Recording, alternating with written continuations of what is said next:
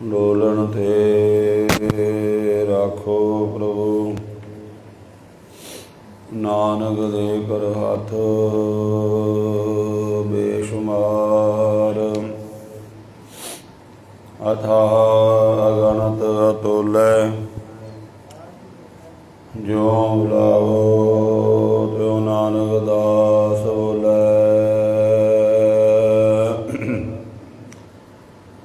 ਸਤਿਨਾਮ ਸ਼੍ਰੀ ਵਾਹਿਗੁਰੂ ਸਾਹਿਬ ਜੀ। ਸੋਰਠ ਮਹੱਲਾ ਪਹਿਲਾ। ਅਲਖ ਅਪਾਰ ਅਗਮ ਅਗੋਚਰ, ਨਾ ਤਿਸ ਕਾਲ ਨ ਕਰਮਾ। ਜਾਤ ਅਜਾਤ ਅਜੂਨੀ ਸੰਭਉ, ਨਾ ਤਿਸ ਭਾਉ ਨ ਭਰਮਾ। ਸਾਚੇ ਸਤਿਆਰ ਵਿਟੋਂ ਕੁਰਬਾਨ, ਨਾ ਤੇ ਸਰੂਪ ਵਰਨ ਨੀ ਰੇਖਿਆ। ਸਾਚੈ ਸ਼ਬਦ ਨਿਸ਼ਾਨ ਰਹਾਉ, ਨਾ ਤਿਸ ਮਾਤ ਪਿਤਾ ਸੁਤ ਬੰਧਪ। ਨਾ ਤਿਸ ਕਾਮਨਾ ਨਾਰੀ, ਅਕੁਲ ਨਿਰੰਜਨ ਅਪਰ ਪਰੰਪਰ। ਸਗਲੀ ਜੋ ਤੁਮਾਰੀ, ਘਟ ਘਟ ਅੰਤਰ ਬ੍ਰਹਮ ਲੁਕਾਇਆ। ਘਟ ਘਟ ਜੋਤ ਸਵਾਈ, ਬੱਜਰ ਕਪਾਟ ਮੁਕਤੇ। ਗੁਰਮਤੀ ਨਿਰਭੈ ਤਾੜੀ ਲਾਈ, ਜੰਤੂ ਪਾਏ ਕਾਲ ਸਿਰਜੰਤਾ। ਵਸਗਤ ਜੁਗਤ ਸਵਾਈ, ਸਤਿਗੁਰ ਸੇਵ ਪਦਾਰਥ ਪਾਵੈ। ਛੂਟੈ ਸ਼ਬਦ ਕਮਾਈ, ਸੂਚੈ ਭਾਂਡੈ ਸਾਚ ਸਮਾਵੈ। ਵਿਰਲੇ ਸੂਚਾਚਾਰੀ, ਤੰਤੈ ਕੋ ਪਰਮ ਤੰਤ ਮਿਲਿਆ। ਨਾਨਕ ਸਰਣ ਤੁਮਾਰੀ, ਤੰਤੈ ਕੋ ਪਰਮ ਤੰਤ ਮਿਲਿਆ।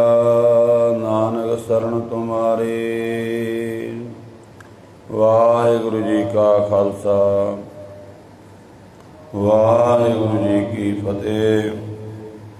ਪਰਮ ਸਤਿਕਾਰਯੋਗ ਸਤਿਗੁਰੂ ਜੀ ਦੀ ਸਾਜੀ ਨਿਵਾਜੀ, ਗੁਰੂ ਰੂਪ ਗੁਰੂ ਖਾਲਸਾ ਸਾਧ ਸੰਗਤ ਜੀਓ।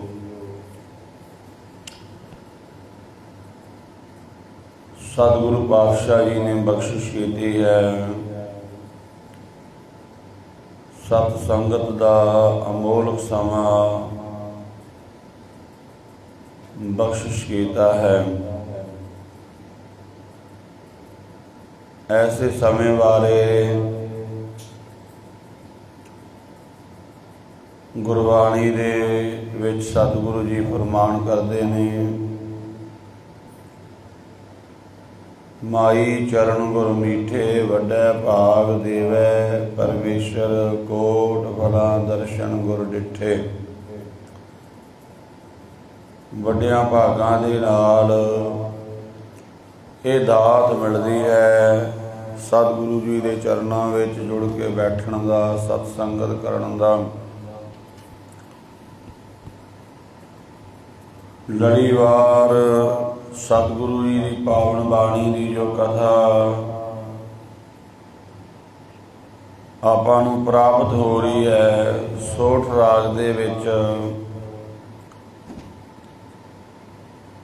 ਸ਼੍ਰੀ ਗੁਰੂ ਨਾਨਕ ਦੇਵ ਮਹਾਰਾਜ ਜੀ ਪਾਵਨ ਬਾਣੀ ਦੇ ਦੁਆਰਾ ਉਪਦੇਸ਼ ਬਖਸ਼ਿਸ਼ ਕਰ ਰਹੇ ਹਨ। ਗੁਰਮੁਖ ਅਕਾਲ ਪੁਰਖ ਵਾਹਿਗੁਰੂ ਤੋਂ ਸਦਕੇ ਜਾਂਦਾ ਹੈ। ਪਰਮੇਸ਼ਵਰ ਤੋਂ ਸਦਕੇ ਜਾਂਦਾ ਹੈ, ਜੋ ਸਭ ਤਰ੍ਹਾਂ ਦੇ ਚੱਕਰ ਚੇਨ ਰੂਪ ਰੰਗ ਸਭ ਤਰ੍ਹਾਂ ਦੇ ਬੰਧਨਾਂ ਤੋਂ ਪਰੇ ਹੈ। ਇੱਥੇ ਸਤਿਗੁਰੂ ਪਾਤਸ਼ਾਹ ਜੀ ਇਹ ਵੀ ਬਖਸ਼ਿਸ਼ ਕਰ ਰਹੇ ਹਨ ਕਿ ਅਕਾਲ ਪੁਰਖ ਵਾਹਿਗੁਰੂ ਨੇ ਸਾਰੇ ਸੰਸਾਰ ਨੂੰ ਪੈਦਾ ਕੀਤਾ, ਸਾਰੇ ਜੀਵਾਂ ਨੂੰ ਪੈਦਾ ਕੀਤਾ ਹੈ। ਜਿਹੜਾ ਹਿਰਦਾ ਸੁੱਚਾ ਹੁੰਦਾ ਹੈ ਉੱਥੇ ਵਾਹਿਗੁਰੂ ਆਪਣੀ ਜੋਤ ਨੂੰ ਪ੍ਰਗਟ ਕਰ ਦਿੰਦਾ ਹੈ। ਉਹ ਸੰਸਾਰ ਦੇ ਵਿੱਚ ਵਿਰਲੇ ਹਨ, ਕਿਉਂਕਿ ਜਿਵੇਂ ਹੀ ਸੰਸਾਰ ਦੇ ਵਿੱਚ ਜੀਵ ਵਿਚਰਦਾ ਹੈ ਤਾਂ ਇਹਦਾ ਹਿਰਦਾ ਮੈਲਾ ਹੋਣ ਲੱਗ ਜਾਂਦਾ ਹੈ। ਹਿਰਦੇ ਦੇ ਵਿੱਚ ਮਲੀਨਤਾ ਆਉਣੀ ਇੱਕ ਕੁਦਰਤੀ ਗੱਲ ਹੈ, ਪਰ ਉਸ ਨੂੰ ਦੂਰ ਕਰਨ ਦਾ ਤਰੀਕਾ ਹੈ ਗੁਰੂ ਦੀ ਸ਼ਰਨ ਵਿੱਚ ਆਉਣਾ। ਵਿਰਲੇ ਹਨ ਜਿਹੜੇ ਗੁਰੂ ਦੀ ਸ਼ਰਨ ਵਿੱਚ ਆ ਕੇ ਆਪਣੇ ਹਿਰਦੇ ਨੂੰ ਸਾਫ਼ ਕਰ ਲੈਂਦੇ ਨੇ, ਸ਼ੁੱਧ ਕਰ ਲੈਂਦੇ ਨੇ। ਤੇ ਮਹਾਰਾਜ ਕਹਿੰਦੇ ਉਸ ਅਕਾਲ ਪੁਰਖ ਵਾਹਿਗੁਰੂ ਦੇ ਵਿੱਚ ਉਹ ਅਭੇਦ ਹੋ ਜਾਂਦੇ ਨੇ। ਗੁਰ ਕਿਰਪਾ ਜੇ ਨਰ ਕੋ ਕੀਨੀ ਤੇ ਇਹ ਜੁਗਤ ਪਛਾਨੀ, ਨਾਨਕ ਲੀਨ ਭਿਓ ਗੋਬਿੰਦ ਸਿਉ ਜਿਉ ਪਾਣੀ ਸੰਗ ਪਾਣੀ। ਆਏ ਸਾਰੇ ਹੀ ਵਾਹਿਗੁਰੂ ਤੋਂ ਸੀ, ਪਰ ਵਿਰਲੇ ਨੇ ਜਿਹੜੇ ਉਹਦੇ ਵਿੱਚ ਲੀਨਤਾ ਹਾਸਲ ਕਰਦੇ ਨੇ। ਗਰੀਬ ਨਿਵਾਜ ਸੱਚੇ ਪਾਤਸ਼ਾਹ ਧੰਨ ਗੁਰੂ ਨਾਨਕ ਦੇਵ ਜੀ ਮਹਾਰਾਜ ਇਸ ਤਰ੍ਹਾਂ ਬਖਸ਼ਿਸ਼ ਕਰ ਰਹੇ ਹਨ। ਸੋਠ ਮਹੱਲਾ ਪਹਿਲਾ। ਸੋਠ ਰਾਗ ਹੈ, ਪਹਿਲੇ ਪਾਤਸ਼ਾਹ ਜੀ ਦੀ ਇਹ ਬਾਣੀ ਹੈ। ਅਲਖ ਅਪਾਰ ਅਗਮ ਅਗੋਚਰ, ਨਾ ਤਿਸ ਕਾਲ ਨਾ ਕਰਮ। ਜਿੰਨੇ ਵੀ ਜੀਵਨ ਆਪਾਂ ਸਾਰੇ ਕਾਲ ਦੇ ਅਧੀਨ ਹਾਂ, ਆਪਾਂ ਕਰਮਾਂ ਦੇ ਵੀ ਅਧੀਨ ਹਾਂ। ਜਿੱਥੇ ਆਪਾਂ ਸਮੇਂ ਦੇ ਅਧੀਨ ਹਾਂ, ਸਮੇਂ ਵਿੱਚ ਪੈਦਾ ਹੋਏ ਸਮੇਂ ਵਿੱਚ ਮਰ ਜਾਵਾਂਗੇ, ਖਤਮ ਹੋਵਾਂਗੇ। ਉੱਥੇ ਕਰਮਾਂ ਦੇ ਵੀ ਅਧੀਨ ਹਾਂ। ਵਾਹਿਗੁਰੂ ਪਰਮਾਤਮਾ ਦਾ ਸਭ ਤੋਂ ਪਹਿਲਾ ਗੁਣ ਇਹ ਹੈ, ਅਲਖ ਹੈ। ਅਲਖ ਮੈਨੇ ਜਿਸ ਨੂੰ ਜਾਣਿਆ ਨਾ ਜਾ ਸਕੇ ਪੂਰਨ ਤੌਰ ਤੇ।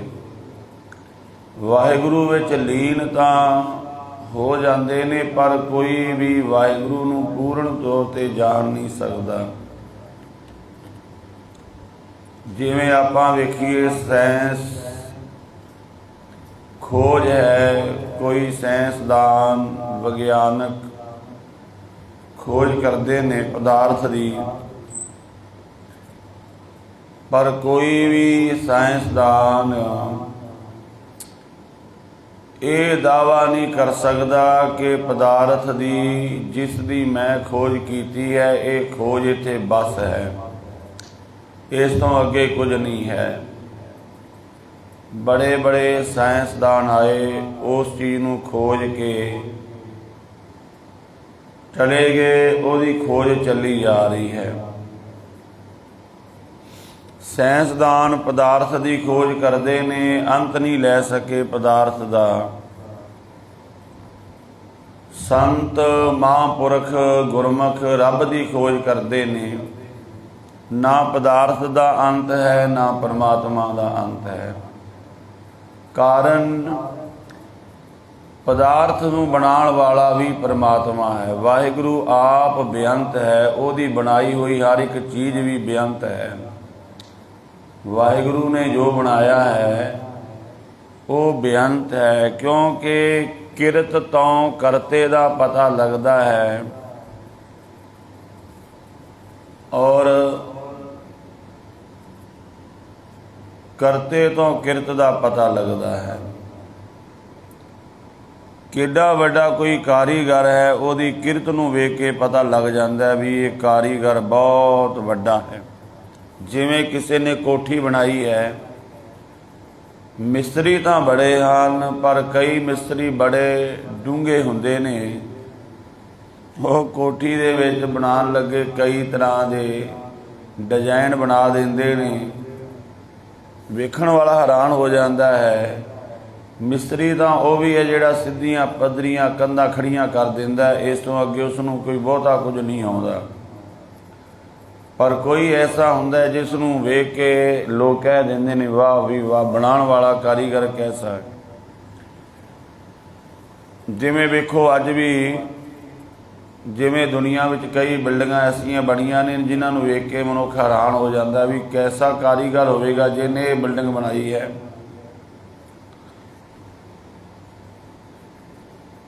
किरत तो करते दा पता लग जाता है, किरत नूं वेख करके भी ये किरत जिसकी किरत इन्नी महान है वो करता भी महान होवेगा। वाहिगुरु परमात्मा अलख है, ਉਹਨੂੰ लखिया नहीं जा सकता, जानिया नहीं जा सकता, ਉਹਦਾ अंत नहीं लिया जा सकता। ना ही ਉਹਦੀ बनाई हुई किसी चीज़ का अंत लिया जा सकता है।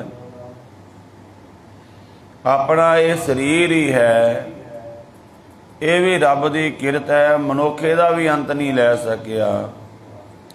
इस शरीर विचों वड्डे वड्डे वैद पैदा होए, साइंटिस्ट पैदा होए और बड़े बड़े ज्ञानवान लोग पैदा होए, डॉक्टर पैदा होए, हो रहे ने।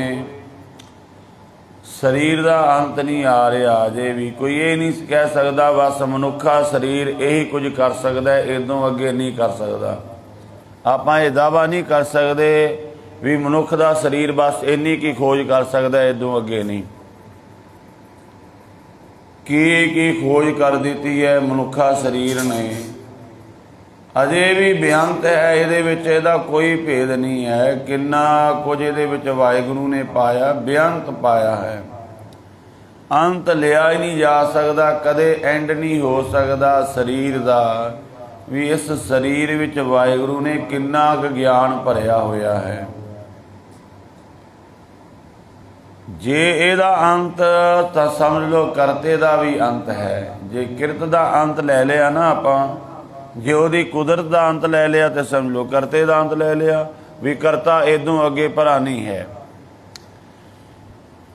इस शरीर विच पता नहीं किन्ना क अथाह ज्ञान भरिया होया है, पर उसनूं प्राप्त करने वास्ते यतन करना पवेगा, खोज करनी पवेगी। वाहिगुरु परमात्मा अलख है। जेकर आपां कुछ लाहा लैना है तो महापुरुषां ने, रब्बी पुरुषां ने आख्या तुसीं रब दे नाल जुड़ो, क्योंकि रब नाल जुड़ के तुहानूं पता लग जाएगा वाहिगुरू ने बेअंत बनाया, इहदा अंत नहीं लिया जा सकता। अंत कारण केते बिल लाए, बड़े बिलकदे पे ने अंत लै लिया जावे।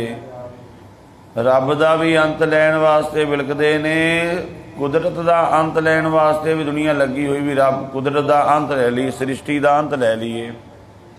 कोई कदे सृष्टि का अंत लै ही नहीं सकता, क्योंकि वाहिगुरू आप बेअंत है। उसकी बनाई हुई हर एक चीज़ भी बेअंत है। जिन्नी मर्जी ये ते रिसर्च करी चलो होर निकली आवेगा विचों। शरीर ते जिन्ना मर्जी रिसर्च करी चलो ये होर बड़ा कुछ ज्ञान निकली आवेगा। अलख है वाहिगुरू, उन्होंने लखिया नहीं जा सकता, पूर्ण तौर पर जानिया नहीं जा सकता। लखण तो भाव है जान लेना, अलख जिसनों पूर्ण तौर पर जानिया ना जा सके। अपार अपार जिहदा पारला पासा नहीं है। हर एक चीज़ के ना दो पासे ने, जिवें अपना एक सिर वाला पासा है, एक पैरों वाला पासा है, दो पासे ने ना शरीर दे। वाहिगुरू परमात्मा का परला पासा है ही नहीं भी परां कित्थों तक है। आपां शरीर बारे दस दांगे 5 फुट है, 6 फुट है, 7 फुट है शरीर।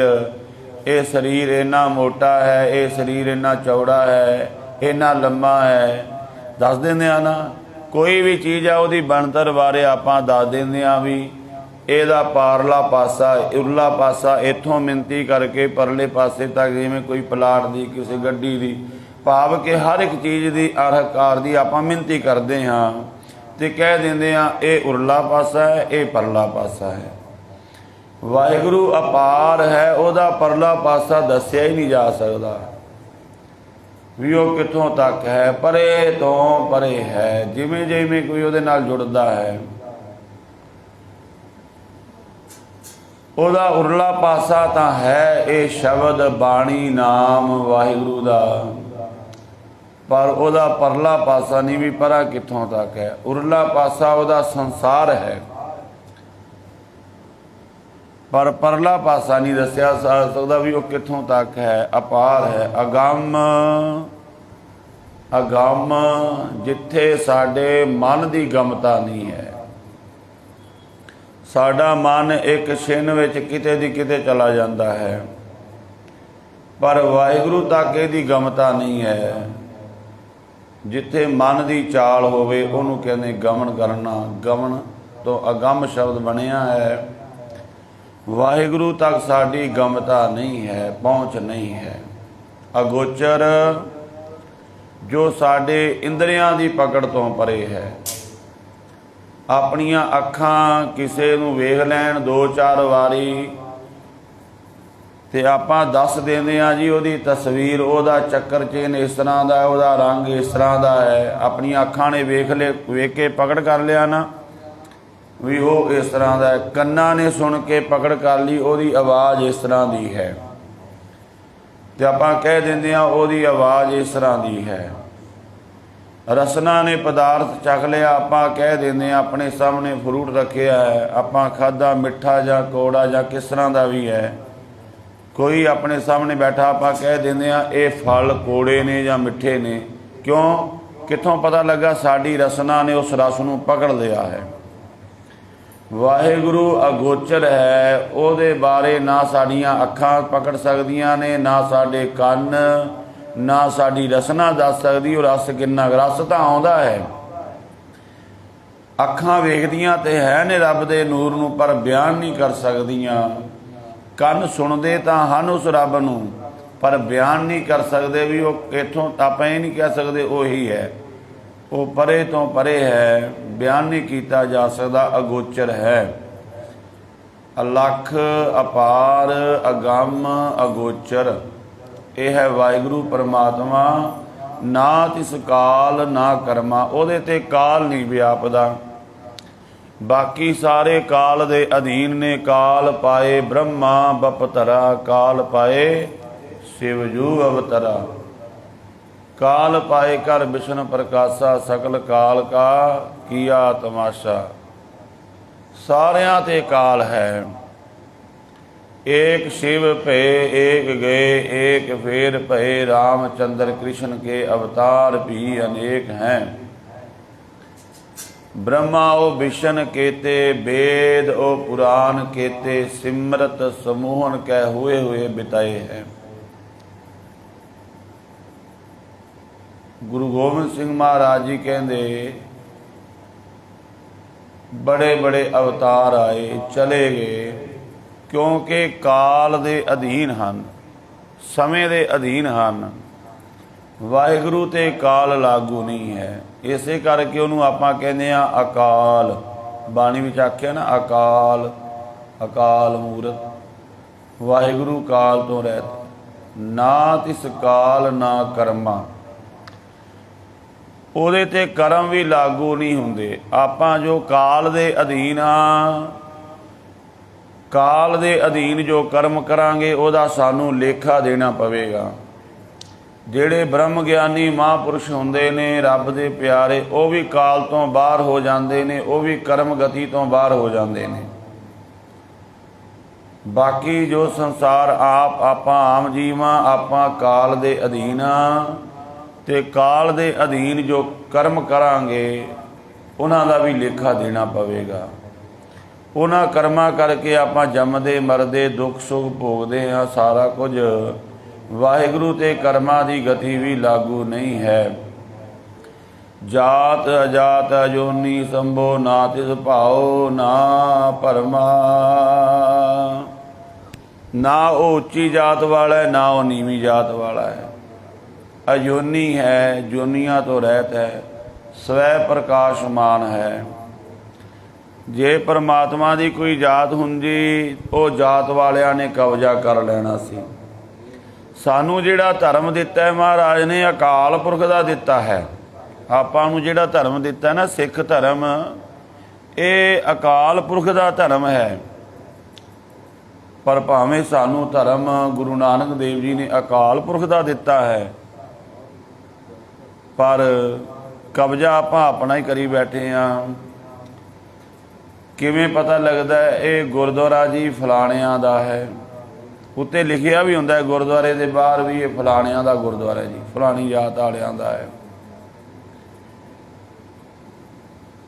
ਵਾਹਿਗੁਰੂ ਪਰਮਾਤਮਾ ਜੇਕਰ ਉਹਦੀ ਕੋਈ ਜਾਤ ਹੁੰਦੀ ਤੇ ਕਬਜ਼ਾ ਕਰ ਲੈਣਾ। ਗੁਰਦੁਆਰਿਆਂ ਤੇ ਕਬਜ਼ਾ ਹੈ ਜਾਤਾਂ ਵਾਲਿਆਂ ਦਾ।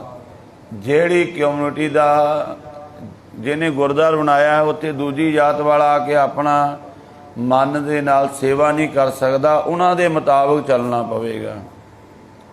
ਕਿਉਂ ਜੀ? ਕਹਿੰਦੇ ਇੱਥੇ ਅਸੀਂ ਗੁਰਦੁਆਰਾ ਬਣਾਏ, ਸਾਡਾ ਗੁਰਦੁਆਰਾ ਹੈ।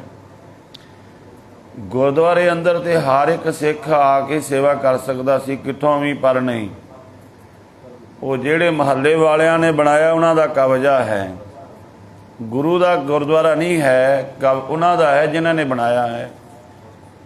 ਜਦ ਕਿ ਗੁਰਦੁਆਰਾ ਤਾਂ ਗੁਰੂ ਦਾ ਸੀ, ਪਰ ਜਿਨ੍ਹਾਂ ਨੇ ਬਣਾ ਲਿਆ ਉਹਨਾਂ ਨੇ ਕਬਜ਼ਾ ਕਰ ਲਿਆ। ਭਾਵੇਂ ਉਹ ਕਿਸੇ ਵੀ ਜਾਤ ਨਾਲ ਸੰਬੰਧ ਨੇ, ਕਿਸੇ ਵੀ ਪਾਸੇ ਨਾਲ ਸੰਬੰਧਿਤ ਨੇ। ਮਹਾਰਾਜ ਸੱਚੇ ਪਾਤਸ਼ਾਹ ਕਹਿੰਦੇ ਵਾਹਿਗੁਰੂ ਜਾਤ ਅਜਾਤ ਅਜੋਨੀ ਸੰਭੋ, ਉਹ ਇਹਨਾਂ ਚੀਜ਼ਾਂ ਵਿੱਚ ਨਹੀਂ ਹੈ। ਚੱਕਰ ਚੇਨ ਅਰ ਵਰਨ, ਜਾਤ ਅਰ ਪਾਤ ਨੈਣ ਦੇ, ਰੂਪ ਰੰਗ ਅਰ ਰੇਖ ਭੇਖ ਕੋ ਕਹਿ ਨਾ ਸਕਤ ਕੇ, ਅਚਲ ਮੂਰਤ ਅਨੁਭਵ ਪ੍ਰਕਾਸ਼ ਸਮਤੋਜ ਕਹੀਜੈ, ਕੋਟ ਇੰਦਰ ਇੰਦਰਾਨ ਸ਼ਾਹ ਸ਼ਾਹਾਨ ਗਨੀਜੈ, ਤਿਰ ਪਵਨ ਮਹੀਵ ਸੁਰ ਨਰ ਅਸੁਰ ਨੇਤ ਨੇਤ ਵਣ ਤ੍ਰਿਣ ਕਹਿ ਤਵੈ ਸਰਵ ਨਾਮ ਕਥੈ ਕਵਨ ਕਰਮ ਨਾਮ ਬਰਨ ਸੁਮਤ। ਦੁਨੀਆ ਤੋਂ ਰਹਿਤ ਹੈ, ਸਵੈ ਪ੍ਰਕਾਸ਼ਮਾਨ ਹੈ। ਨਾ ਉਸ ਨੂੰ ਦੁਨੀਆ ਦੇ ਨਾਲ ਮੋਹ ਹੈ ਤੇ ਨਾ ਉਹ ਭਰਮਾਂ ਵਿੱਚ ਪੈਂਦਾ ਹੈ। ਸਾਚੇ ਸਚਿਆਰ ਵਿਟੋਂ ਕੁਰਬਾਨ, ਐਸੇ ਅਕਾਲ ਪੁਰਖ ਵਾਹਿਗੁਰੂ ਤੋਂ ਅਸੀਂ ਕੁਰਬਾਨ ਆ। ਨਾ ਤਿਸ ਰੂਪ ਵਰਣੀ ਰੇਖਿਆ, ਸਾਚੈ ਸ਼ਬਦ ਨਿਸ਼ਾਨ। ਵਾਹਿਗੁਰੂ ਦਾ ਕੋਈ ਰੂਪ ਨਹੀਂ ਹੈ। ਜੇ ਕੋਈ ਰੂਪ ਹੁੰਦਾ ਤੇ ਰੂਪ ਵਾਲਿਆਂ ਨੇ ਕਬਜ਼ਾ ਕਰ ਲੈਣਾ ਸੀ। ਰੱਬ ਸਾਡਾ ਹੈ।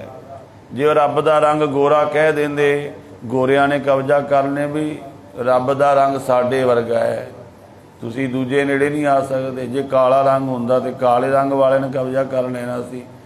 ਉਹਦਾ ਕੋਈ ਰੂਪ ਆਪਾਂ ਕਹਿ ਨਹੀਂ ਸਕਦੇ ਵੀ ਰੱਬ ਦਾ ਇਹ ਰੂਪ ਹੈ। ਨਾ ਤਿਸ ਰੂਪ ਵਰਨ ਨਹੀਂ ਰੇਖਿਆ, ਉਹ ਕਿਸੇ ਵਰਨ ਨਾਲ ਵੀ ਸੰਬੰਧ ਨਹੀਂ। ਚਾਰ ਵਰਨ ਨੇ ਨਾ, ਖੱਤਰੀ ਬ੍ਰਾਹਮਣ ਸ਼ੂਦ ਵੈਸ਼।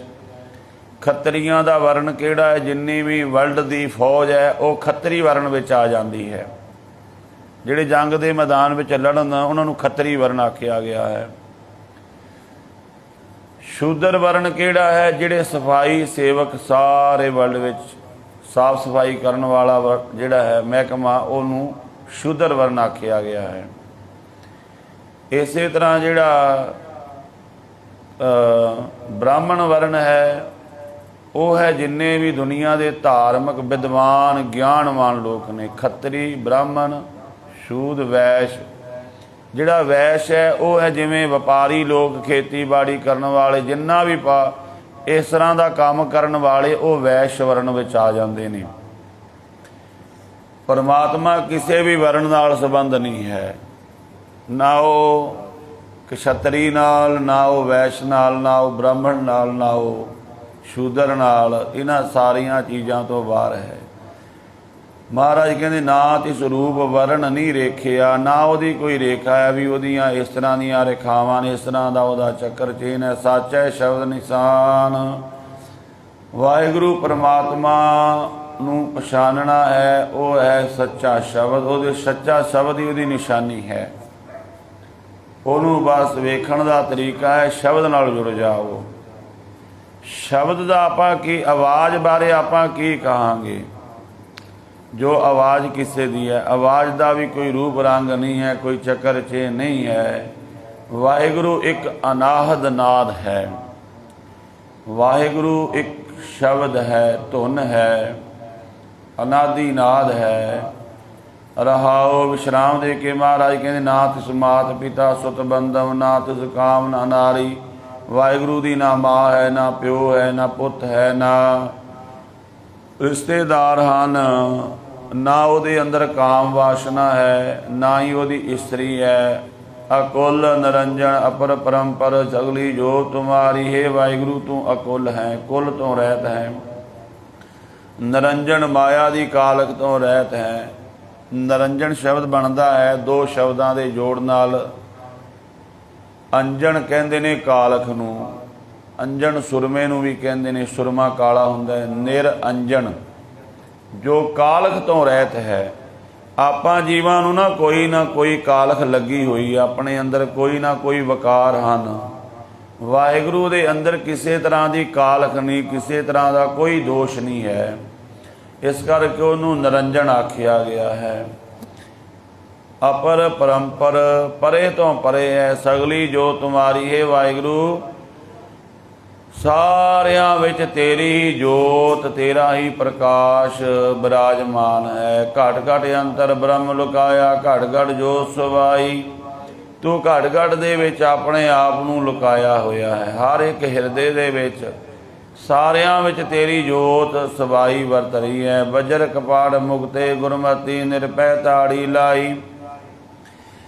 ਹਰ ਇੱਕ ਜੀਵ ਦੇ ਅੰਦਰ ਵਾਹਿਗੁਰੂ ਵਸ ਰਿਹਾ ਹੈ, पर दिखाई क्यों नहीं देता? क्योंकि माया दे बज्जर कपाट ला दिते, भारी दरवाजे लाते। एक दरवाजा हुंदा है हल्का, किलियां नूं वेखे ना, बड़े बड़े दरवाजे लाए हुंदे ने, वो दरवाजियां नूं कोई नहीं खोल सकदा छेती, बल्कि फौजां हमला भी करन छेती वो दरवाजे टुटदे नहीं हैं। बज्जर कपाट इस तरह वाहिगुरू साडे अंदर है।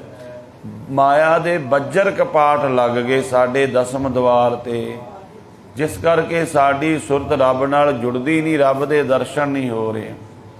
बज्जर कपाट मुक्ते गुरमती, उन्हां नूं खोलण दा तरीका है गुरु दी मत।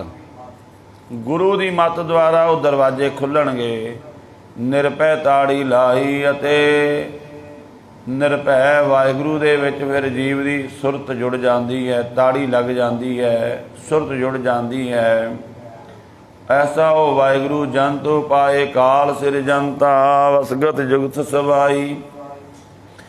सारे जनता नूं पैदा करके सारियां दे उपर काल बिठा दिता। महाराज कहंदे सारे जंत जिहड़े हन काल दे वसगत हन। ये जुगत मर्यादा सारियां ते लागू है। पशु पंछी जानवर सूरज चंद्रमा पहाड़ दरिया नदियां दरखत, हर एक दे उपर वाहिगुरू दी ये मर्यादा लागू है। सारे काल दे अधीन हन। कोई भी चीज़ सदा रहन वाली नहीं है, सारियां ते काल व्यापदा है। तंतै को परम तंत मिलिया। महाराज सच्चे पातशाह जी कहते सतगुर सेव पदार्थ पावै, छूटे शब्द कमाई। जिन्हां ने सतगुरु नूं सेवना कीता, उन्होंने नाम पदार्थ नूं पा लिया है।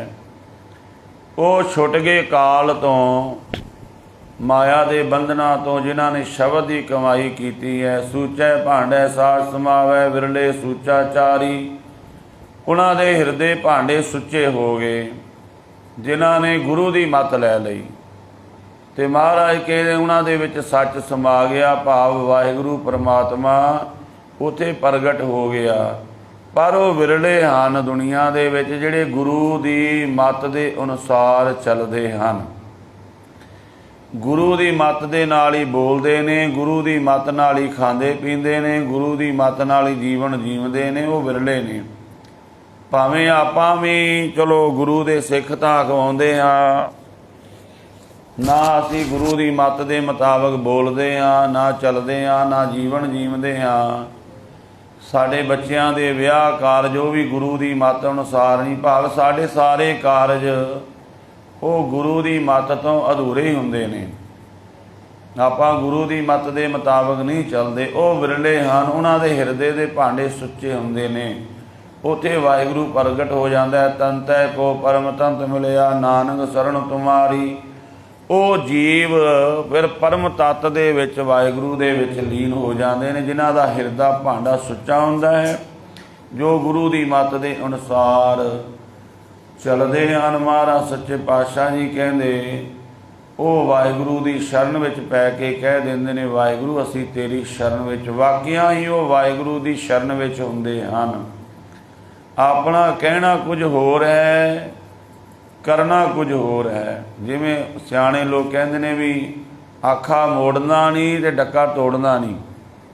ਵੀ ਆਪਾਂ ਕਹਿ ਦਿੰਦੇ ਹਾਂ ਗੁਰੂ ਮਹਾਰਾਜ ਤੇਰੇ ਸਿੱਖ ਹਾਂ, ਪਰ ਡੱਕਾ ਤੋੜਨਾ ਨਹੀਂ, ਕੰਮ ਕਰਨਾ ਨਹੀਂ। ਜਿਵੇਂ ਗੁਰੂ ਕਹਿੰਦਾ ਉਵੇਂ ਚੱਲਣਾ ਨਹੀਂ ਹੈ, ਕਿਵੇਂ ਗੱਲ ਬਣੇਗੀ? ਤੋ ਇਸ ਤਰ੍ਹਾਂ ਉਹ ਵਾਹਿਗੁਰੂ ਵਿੱਚ ਲੀਨ ਹੋ ਗਏ ਜਿਹੜੇ ਪੂਰਨ ਤੌਰ 'ਤੇ ਵਾਹਿਗੁਰੂ ਦੀ ਸ਼ਰਨ ਵਿੱਚ ਆਏ। ਇਸ ਤਰ੍ਹਾਂ ਸਾਹਿਬ ਸੱਚੇ ਪਾਤਸ਼ਾਹ ਧੰਨ ਗੁਰੂ ਨਾਨਕ ਦੇਵ ਜੀ ਮਹਾਰਾਜ ਪਾਵਨ ਬਾਣੀ ਦੁਆਰਾ ਉਪਦੇਸ਼ ਬਖਸ਼ਿਆ ਹੈ। ਸੋ ਸਾਧ ਸੰਗਤ ਆਪਾਂ ਯਤਨ ਕਰੀਏ, ਗੁਰੂ ਦੀ ਮੱਤ ਦੇ ਧਾਰਨੀ ਹੋਈਏ, ਸਤਿਗੁਰੂ ਮਿਹਰਾਮਤ ਕਰਨ, ਸਾਨੂੰ ਵੀ ਉਹ ਗੁਰਮੁਖਾਂ ਵਾਲਾ ਜੀਵਨ ਮਿਲ ਜਾਵੇ, ਤਾਂ ਜੋ ਬਾਣੀ ਪੜ੍ਹੀ ਸੁਣੀ ਹੋਈ ਸਾਡਾ ਇਹ ਸਫਲਾ ਹੋ ਜਾਵੇ। ਹੋਈਆਂ ਭੁੱਲਾਂ ਦੀ ਖਿਮਾ ਜੀ। ਵਾਹਿਗੁਰੂ ਜੀ ਕਾ ਖਾਲਸਾ, ਵਾਹਿਗੁਰੂ ਜੀ ਕੀ ਫਤਿਹ।